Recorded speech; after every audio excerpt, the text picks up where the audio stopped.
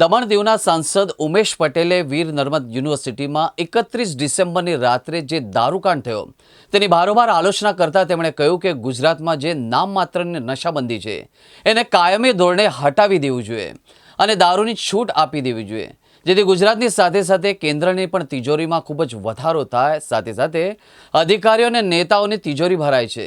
તેના કરતાં જ ગુજરાત અને કેન્દ્રની તિજોરી ભરાય તેમાં ખોટું શું છે?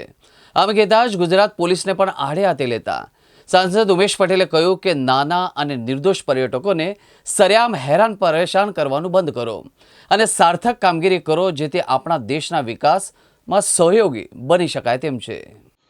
તમે જાણો જ છો, મેં આગળ પણ કીધું હતું ને આજે ફરી કહી રહ્યો છું, ગુજરાતમાં દારૂ બેફામ રીતે વેચાય છે। જેટલો યુઝી દમણમાં નથી દારૂ અવેલેબલ થતો, એનાથી વધારે ઇઝી રીતે ગુજરાતમાં દારૂ અવેલેબલ છે। અને તેનું દૃષ્ટાંત આ વીર નર્મદ યુનિવર્સિટીમાં થયેલો દારૂનો કાંડ છે। હવે મને બતાવો કે વીર નર્મદ યુનિવર્સિટીમાં દારૂ કેવી રીતે પહોંચ્યો? શું ઉડીને ગયો કે ટનલમાંથી ગયો? જ્યારે દરેક ચેકપોસ્ટ પર હરેક વ્યક્તિને ટિફિન તકની તલાશી થતી હોય, નાનામાં નાનો માણસ અને સામાન્યમાં સામાન્ય માણસની ગાડીઓ ચેક થતી હોય, બાઇકો ચેક થતી હોય, રિક્ષાઓ ચેક થતી હોય, બસો ચેક થતી હોય, વ્યક્તિગત માણસોની તપાસ થતી હોય, તો આ દારૂ આટલી મોટી માત્રામાં કેવી રીતે પહોંચી જાય છે? મને જરા બતાવો। શું એમાં પોલીસોને જાણ નથી? શું પોલિટિશિયનોને જાણ નથી? તમે ગુજરાતમાં આટલી માત્રામાં દારૂ વેચાય છે એ બધાને જ જાણકારી છે। મેં તો કહું છું કે ભાઈ, ગુજરાતમાં દારૂબંધી હટાવી લો, જેથી ગુજરાતમાં મોટું રેવન્યુની આવક થાય, ગુજરાત સાથે સાથે ભારત સરકારની પણ રેવન્યુની આવક થાય। બાકી દારૂ તો આમો પીતા જ છે। આમ સરકારની તિજોરીની જગ્યાએ પાવરફુલ પોલિટિશિયનોના ઘરમાં તિજોરી ભરાય છે, મોટા અધિકારી અને પોલીસ અધિકારીઓની ઘરની તિજોરી ભરાય છે, અને આમાં મોટા માણસો અયાસી કરે છે, મોજ મસ્તી કરે છે, અને નાનો માણસ, ગરીબ માણસ નિમ્ન કક્ષાની દારૂ પીને મરે છે, અને આવા નાના કેસોમાં બિચારો સપડાય છે અને તે જ તકલીફ ભોગવે છે।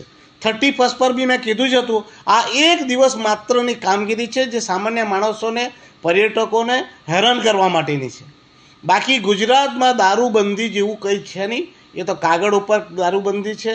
લોકોને હેરાન કરવામાં આવ્યા, પરેશાન કરવામાં આવ્યા। 31ના દિવસે નાકા ઉપર ઊભી રહીને રીતસરની ઉઘરાણી કરાય છે, લોકોને તકલીફ અપાય છે, અને તેના કારણે અમારા પ્રદેશના લોકોને હેરાનગતિ થાય છે, અમારો ટુરિઝમનો ધંધો બગડે છે, અમારા વેપારીઓ હેરાન થાય છે, ને અમને બધાને જ પરેશાન કરે છે।